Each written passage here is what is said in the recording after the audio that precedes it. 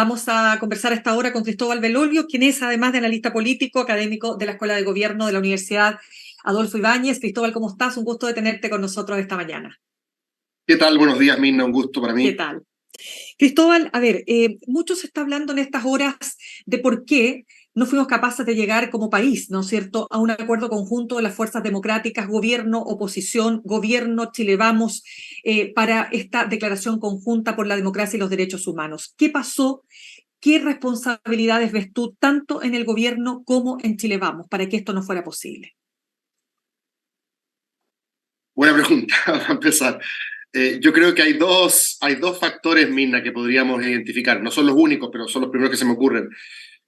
Creo que estamos frente al gobierno más de izquierda desde el retorno a la democracia, probablemente enfrentado a la derecha, más envalentonada, digamos, desde el retorno a la democracia, para hablar justamente del tema más divisivo que más dramáticamente ha partido a la sociedad chilena en la historia reciente. Por lo tanto, no era en ningún escenario un desafío fácil.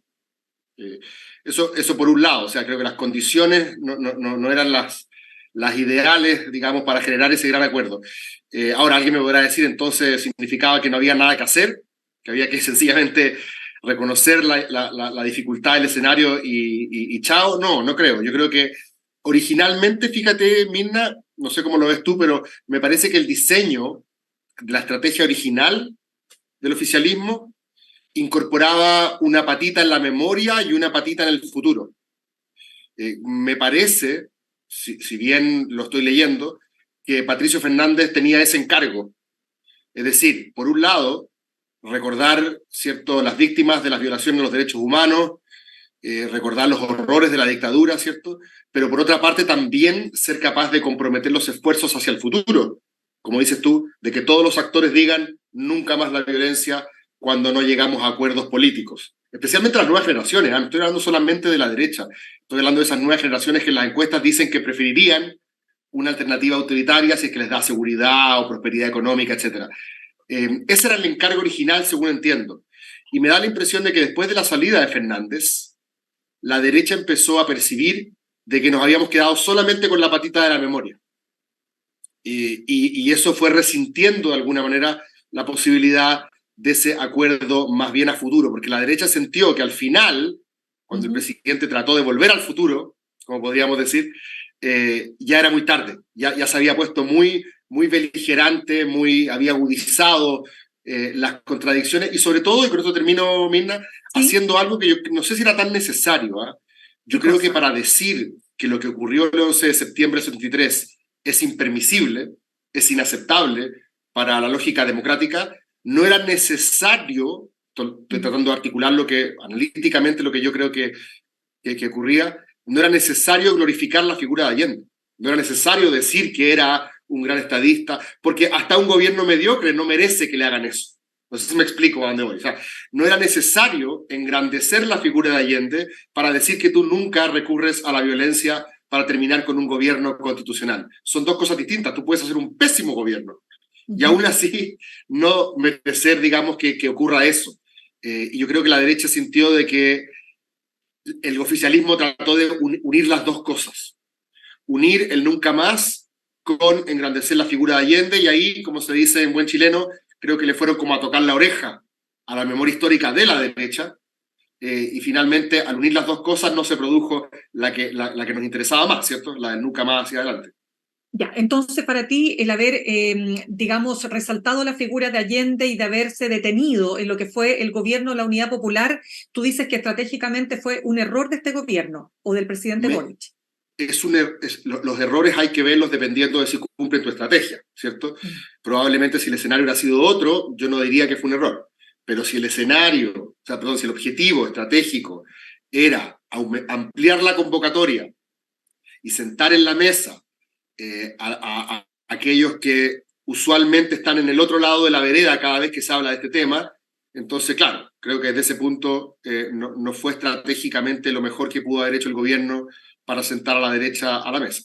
Y Ahora bien, los sondeos así también sí, lo muestran.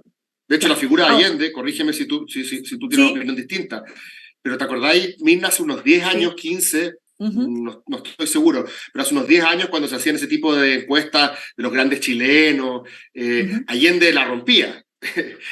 Y me da la impresión de que hoy día la percepción es un poquito más divisiva. Puedo estar equivocado, ¿ah? Bueno, pero es interesante ese punto porque hay una encuesta académica que dice que el 39% le asigna responsabilidad a Allende y su gobierno en el golpe, pero sí una mayoría le asigna, ¿no es cierto?, esa responsabilidad a las Fuerzas Armadas. Pero Por cierto. mira, quiero preguntarte ahora por el rol de la derecha, porque fíjate que en una entrevista bien interesante de Carlos Peña, él decía que la derecha se ha mostrado como es, dice él, aferrada a su trauma de la unidad popular e incapaz de desprenderse de la dictadura. ¿Por qué dirías tú que la derecha, más allá de todo lo que tú me conté, todos los factores que podemos analizar, no ha sido capaz de hacer una autocrítica respecto de su rol en el golpe de Estado y en la dictadura que vino después?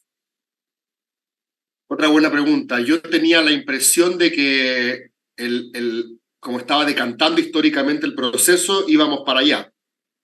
Me daba la impresión de lo que... ¿Te acuerdas de lo que decía Lavín hace un tiempo atrás? Me acuerdo cuando se cumplieron los 30 años del sí y el no, esto debe haber sido el 2018, por ahí, había casi un 80% de la población, 78%, que decía que votaría no. O sea, como que yo tenía la impresión de que el triunfo cultural, como se dice, de los que se opusieron a la dictadura de Pinochet ya era prácticamente, ¿cierto?, total en la sociedad chilena, hegemónico. O sea, nadie se ponía del otro lado, digamos.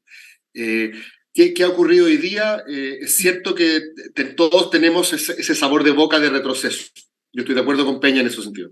De hecho, estaba revisando, Mirna, hace 10 años atrás, exactamente hace 10 años atrás, varias figuras de la derecha joven, Hernán Larraín Mate, Ignacio Briones, Valentina Verbal, firmaron una declaración a 40 años del golpe que no solamente condenaba las violaciones a los derechos humanos cometidas en dictadura, que eso ya es parte como del acervo común, sino también el golpe bajo todas sus circunstancias. Y creo que comparado a esa declaración de hace 10 años atrás, lo que estamos viviendo hoy día sí es un retroceso. Yo estoy de Ya, acuerdo con Peña en ese sentido.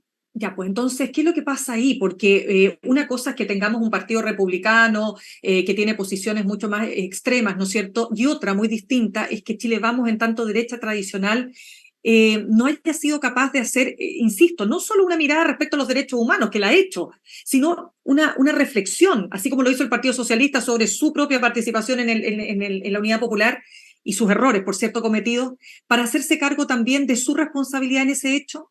¿Qué es lo que hay ahí? A ¿Qué ver, fuerzas sí, yo creo que operan? mira, uno siempre también se fija más de las reflexiones propias que de las de los otros.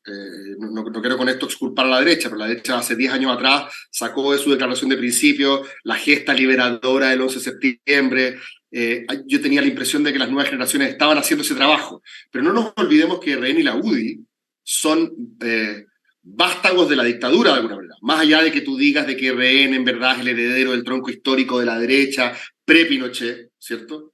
La UDI, el caso de la UDI probablemente tiene mucho más que ver con la dictadura. Ahí su primera línea original debutó, ¿cierto?, en la dictadura como alcaldes muy jóvenes. Entonces yo creo que tanto la UDI como RN de alguna manera nacen ancladas a la defensa de la obra, como se le llamó en su momento. ¿Recuerdas? Fíjate que Bópoli, en términos generacionales y cronológicos, es el único partido auténticamente post-Pinochet. Es decir, el eje madre, por así decirlo, de la derecha sigue siendo RN y la UDI, que son partidos que nacen de alguna manera para reivindicar la obra de la dictadura. La obra en el sentido de su contenido político, ¿cierto? Un sistema político con ciertos visos de autoritarismo, como se le llama usualmente neoliberal, es decir, donde el mercado es el que determina el acceso a los bienes y servicios, y más bien conservador en materia moral cultural. Esa visión ideológica, si lo quieres así, es la visión que defiende orgullosamente la derecha. Y es una derecha que también, y en esto yo creo que puede tener algo que ver el retroceso, Mirna, es una derecha que hoy día está preocupada del flanco derecho.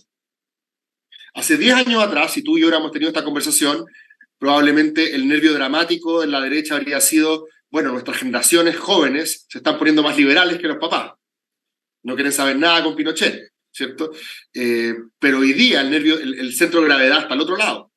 Entonces me imagino que los Macay y los Chaguán estarán más preocupados de taparse los pies respecto de republicanos, ¿cierto? De que no se lleven, digamos, toda la fuerza de atracción de lo que hoy día podría ser el pensamiento de la oposición. Así que yo creo que para cubrir ese flanco también han tratado de reaccionar con dureza frente a lo que ellos ven como un gobierno que estiró demasiado el chicle. ¿Y esa estrategia te parece correcta desde el punto de vista político, de acercarse más a republicanos porque ahora ahí está el centro de gravedad? En otros países lo que, como se le llama, puede sonar medio peyorativo para republicanos, ¿cierto? Pero en otros países las derechas democráticas o las derechas mainstream, las centro derechas, le hacen a las derechas más radicales lo que se llama el cordón sanitario, ¿cierto? Esta idea de no pactar con las derechas más duras. Lo hace, por ejemplo, la democracia cristiana alemana respecto de la AfD, lo ha hecho la derecha francesa respecto del partido de Marine Le Pen, etc. Sin embargo, esta derecha, la centro derecha, llamémosle así para distinguirla, sí fue en una lista distinta en la última elección a la Consejo Constitucional y aún así salió trasquilada. Yo creo, sin embargo, yo creo que entiendo para dónde vas tú también, yo creo que no es una buena idea mimetizarse con estas derechas sin complejos, ¿cierto? Un poco estás traumado de que te traten de la derechita cobarde, entonces te tratas de parecer mucho a las sin complejos y a veces a impostar la voz para parecer más duro de lo que eres. Yo creo que en esa cancha gana siempre la versión original, la más dura en este caso. No veo mucha ganancia para Chile Vamos si es que sencillamente se pliega o se mimetiza a republicanos. Mira un poco lo que está pasando en el Consejo Constitucional. Bueno, y por eso, sí. Alguien comenta lo que está haciendo Chile Vamos, a nadie le importa. Básicamente la gente está diciendo la derecha en general se está plegando a las enmiendas de republicanos y se acabó. Por lo tanto, este contexto que tú describes este ambiente, ¿no es cierto?, es lo que nos hace pensar también que probablemente más allá de lo que hiciera o no hiciera este gobierno, y te lo pregunto en realidad, la derecha difícilmente iba a suscribir un acuerdo con el gobierno del presidente Boric. No quieren darle el punto, como han dicho otros. No les conviene políticamente, estratégicamente, en términos electorales. Es una mala idea, ¿no es cierto?, esto de aparecer en la foto en esta gran declaración conjunta. Y por eso te decía que lo vinculaba al origen de cuando salió Pato Fernández. No digo que haya sido por eso, pero me sirve para hacer como el arco narrativo. Creo que si es que desde un comienzo esto se hubiese pensado como una conmemoración que vinculaba tanto la memoria, pero también el futuro, y que la derecha no se hubiera sentido excluida justamente por la reivindicación, quizá un poco exagerada a su punto de vista, de la figura de Allende, quizás esto pudo haber sido distinto. A mí no me gusta pensar que las cosas, por las circunstancias, nunca pudiesen haber sido distintas. La política es el arte de que las cosas pueden haber sido distintas, ¿cierto? Pero entendiendo que las condiciones ya de por sí eran muy difíciles, insisto. Este es el gobierno, el presidente más a la izquierda desde el retorno a la democracia, y con una derecha donde los protagonistas hoy día están a la derecha de lo que siempre consideramos el partido más a la derecha del espectro, que era la UDI, ¿cierto? O sea, por lo tanto, entendiendo que el escenario era tremendamente complejo, había que hacer un trabajo de joyería para que todos de alguna manera participáramos de una conmemoración donde estuviésemos de acuerdo en algo, ¿cierto? Ya era difícil, pero desde el momento que se privilegió más, creo yo, la dimensión totalmente legítimo y respetable. El presidente también tenía otra función, Mirna, no solamente darle el gusto a la derecha y hacer una conmemoración deflacionaria o insípida sin recordar lo que ocurrió. El presidente además yo creo que se sentía, no sé cómo lo ves tú, pero el presidente pertenece a una generación que no vivió la experiencia autoritaria en carne propia. Estamos hablando de una generación que nació a finales de los 80, principios de los 90. Por lo tanto, yo creo que también para él había una necesidad imperiosa de establecer una especie de puente entre generaciones de izquierda que de alguna manera quedaron descontinuadas con la formación del Frente Amplio. Y porque el mundo de la memoria, quizás tú lo conoces mejor que yo, nunca vio a Boric como uno de los propios, de alguna manera, ¿cierto? Acuérdate que además un cierto mundo de la izquierda Boric era como amarillo, como medio liberal, ¿cierto? Y yo creo que ahora él trata de mostrarle a ese mundo que no, que él es el que va y azota, ¿cierto?, al militar cobarde. O sea, él también trata un poco de subir el tono para mostrar, no, yo estoy con ustedes. Y generar ese vínculo histórico, obviamente en política hace que termines resintiendo el otro lado. O sea, de por sí el escenario era tremendamente difícil para hacer cualquier conmemoración unitaria. Así Pero parece. además, dadas las circunstancias, creo que uno evalúa su estrategia en luz de sus objetivos. Si el objetivo era sumar a la derecha, obviamente No se cumplió el objetivo. hice 100% al lado de la memoria y la exaltación de la figura de Allende, iba a destaparte los pies en el otro sentido. Eso me parece que era más o menos esperable. Cristóbal, tú has participado y de hecho participaste hace algunos días en una charla llamada Crisis de las Democracias Contemporáneas, a la luz de lo que ya hemos visitado de la historia, porque si hay algo que sirvió, por lo menos, mira, todo este debate, todos estos conflictos y todo lo que ha sido este ambiente polarizado, es también volver a mirar la historia, ¿no es cierto? ¿Qué dirías tú? ¿Qué aspectos de esa historia son importantes traer al presente para no repetir precisamente los errores del pasado? Qué buena pregunta, sí, porque parece que a veces no hablamos tanto de eso, ¿cierto? Me parece que, a ver, yo tengo una visión un poquito menos pesimista que muchos. ¿Ah? Fíjate, cuando asumió Gabriel Boric como presidente, Mirna, había mucha gente de que tenía susto de que Chile siguiese el patrón tipo Grupo de Puebla, como el todo le tiene miedo a la gente al foro de Sao Paulo, y todos esos cucos, sobre todo en la elite, de alguna manera, que hacían presagiar de que este gobierno iba a erosionar nuestras bases democráticas. Y me da la impresión de que más allá de que uno pueda estar de acuerdo o en desacuerdo con algunas cosas que han pasado en este gobierno, y estaremos de acuerdo que la aprobación popular, digamos, no es muy alta, pero es normal hoy día prácticamente eso en democracia, a veces los árboles no dejan ver el bosque. Y aquí no me estoy refiriendo a los arbolitos solamente de Boric, me estoy refiriendo al dicho popular, ¿cierto? Más allá de las discrepancias que tengamos con este gobierno, fíjate que si uno mira las cosas en perspectiva, desde el punto de vista de las cosas que importan en democracia, que es la posibilidad de tener una judicatura independiente, una prensa libre, instituciones que realicen la pega y sean capaces de detectar, por ejemplo, cuando marca fiebre, y que tengan espacio para denunciarlo, que el gobierno pierda elecciones y acepte sus resultados, ¿cierto? Es decir, como habría dicho en su momento Ricardo Lagos, las instituciones dentro de funcionan, sobre todo en el contexto regional en el que estamos, donde muchas veces lo que ocurre es lo contrario. A mí lo que me interesa es que Gabriel Boric, cuando termine su mandato, insisto, más allá de haber estado de acuerdo o en desacuerdo con algunas de sus políticas, que es normal en democracia, él le entregue la banda presidencial al que viene, que la oposición tenga la posibilidad de competir en buena lid, ¿cierto? Si al final la democracia, y en esto probablemente es como la idea que me gustaría dejar planteada, tiene que ver con defender las reglas del torneo más que los colores de tu camiseta. Todos peleamos por los colores de nuestra camiseta, ¿cierto? Todos queremos que nuestras ideas sean las que ganen.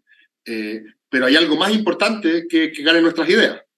Y es que el torneo, ¿cierto? Donde las ideas tuyas y las mías participan, ¿cierto? El torneo todos tengamos una cierta lealtad a las reglas compartidas del torneo.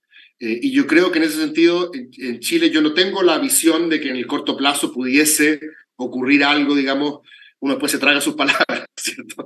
No puede, pero no tengo la impresión de que tengamos el tendón de Aquiles tan débil en ese sentido, ¿cierto? Yo creo que Chile ya se ha acostumbrado en el último tiempo a una dinámica de alternancia que va ejercitando un poco ese tendón de la discrepancia, razonada y no violenta. Lo que sí me preocupa un poco, Mirna, y con esto te devuelvo, me parece que es importante cuidar lo que podríamos llamar el resorte no institucional, la dimensión más cultural, si lo quieres así, de la política, que es cómo nos tratamos, que tiene que ver con el factor humano, si le queremos buscar un nombre. Las instituciones hacen su pega, ¿cierto? Las instituciones te dicen a ti, Mirna, que con tantos votos puedes hacer una acusación constitucional, ¿cierto? Las instituciones te dicen a ti que Contraloría le va a echar un vistazo a lo que estás haciendo en materia administrativa, ¿cierto? Las instituciones te dicen a ti que los cargos, la gente dura tanto tiempo en el cargo. Eso son las reglas institucionales. Pero no hay ninguna regla institucional que funcione muy bien si en el fondo el espíritu siempre es trampearla, es pasarla por el lado. Y creo que la democracia en el sentido también incorpora ese factor más actitudinal, no tratar a nuestro adversario como ilegítimo, ¿cierto? No creer que los que están al frente necesariamente son moralmente malos o corruptos, o perversos, o tontos, ¿cierto? En una sociedad pluralista hay diversidad de ideas, ¿cierto? Y de eso justamente se trata. Y me parece que el problema que quizás hemos tenido en el último tiempo no tiene tanto que ver con polarización ideológica. No creo que hayamos cambiado tanto de opinión respecto de lo que siempre pensamos de Estado-mercado, sino que más una polarización afectiva. Nos estamos tratando muy mal, nos estamos tratando a las patadas. Y eso no sé si me parece muy bueno. No estoy pidiendo que nos demos todos la mano y cantemos Cumbayá en la mañana, no somos todos amigos. Pero pareciera que falta, quizás a nivel de las élites, una mayor conciencia de que a veces cuando uno asusa, juega con fuego, de que las carreras armamentistas no son muy buenas. Porque si yo como oposición sé que el mejor negocio es hacerte pebre desde el día uno, espera que gane yo para que tú estés lista para hacerme pebre a mí de vuelta cuando seas oposición, ¿cierto? Si esa es la única dinámica, es cierto, puede que sigamos avanzando en el sentido de que no se rompa formalmente la democracia, pero no tenemos ninguna capacidad de construir un acuerdo estratégico de desarrollo en largo plazo. Cristóbal, por último, y porque este tema ha sido también súper relevante en tu trayectoria, ¿cómo ves lo que está pasando actualmente y el futuro del Consejo Constitucional? Mal. Creo que esto es como la película de Hangover parte 2. ¿Qué pasó anoche? Es una caña, digamos, similar.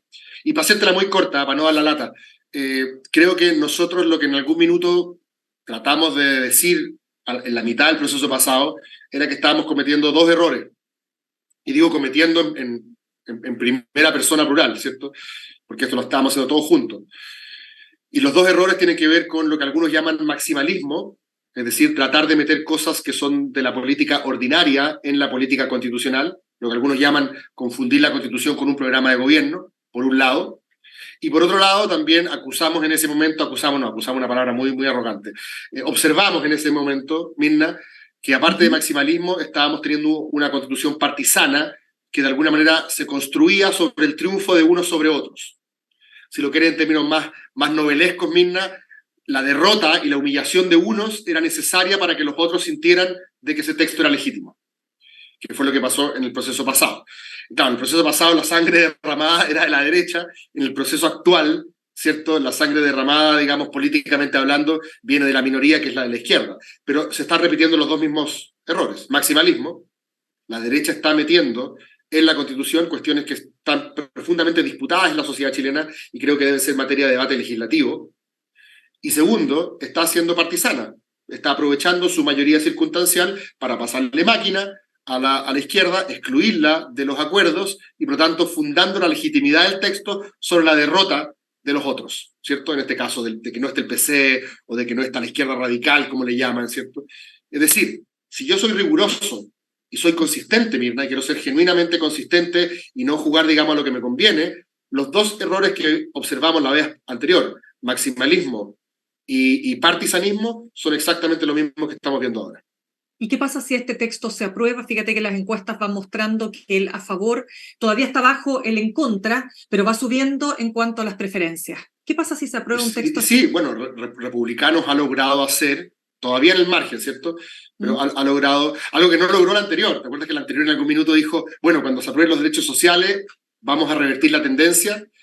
Bueno, aquí Republicanos ha logrado de a poco, con enmiendas muy populares, pero que insisto, que nada que hacer en una constitución, como el tema de las contribuciones, que se venden públicamente como muy populares, ha logrado tratar de mejorar un poco la posición compleja en la que estaban. Yo creo que aún tiene un programa difícil esto en el futuro.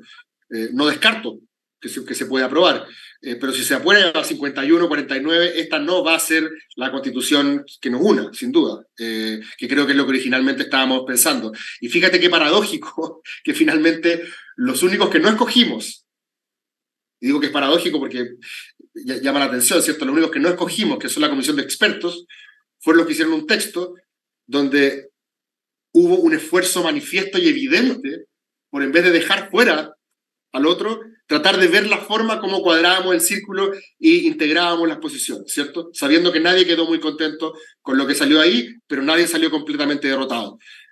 Creo que ese espíritu, curiosamente, el de la comisión de expertos, creo que refleja mejor lo que yo entiendo por una política constitucional democrática, que es lo que está ocurriendo actualmente en el Consejo con independencia, que se aprueba a final de año. Si se aprueba, bueno, se aprobará. Pero después, obviamente, vendrán otros procesos de ajuste.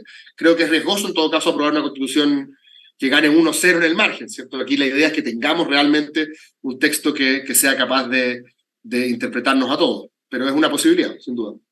Bien, pues Cristóbal Velorio, te quiero dar las gracias. Súper entretenida la conversación, como siempre, contigo por haber estado con nosotros, además en un día tan importante como hoy. Gracias, Mina, gracias a ustedes, que estén bien. Que estés súper bien.